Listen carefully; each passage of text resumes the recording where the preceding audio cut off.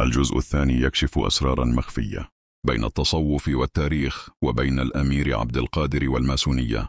وأمامنا الآن أقوى وثيقة تاريخية تربط اسم عبد القادر بالمحافل الماسونية الفرنسية.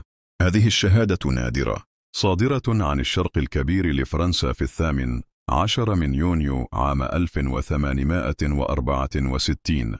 النص الواضح يؤكد أن الأمير عبد القادر قد منح رتبة ماستر ماسون، أي أستاذ ماسوني. وتحمل الوثيقة توقيع الجنرال ميلينيه الذي كان آنذاك الجران ماستر للماسونية الفرنسية.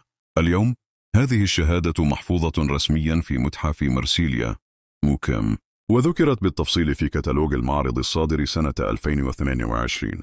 وجودها في أرشيف فرنسي رسمي يجعلها دليلا لا يمكن إنكاره. فهل كان هذا مجرد تكريم سياسي؟ أم أن الأمير عبد القادر دخل فعلا إلى دوائر الماسونية الفرنسية؟ الجواب نكمله في الأجزاء القادمة.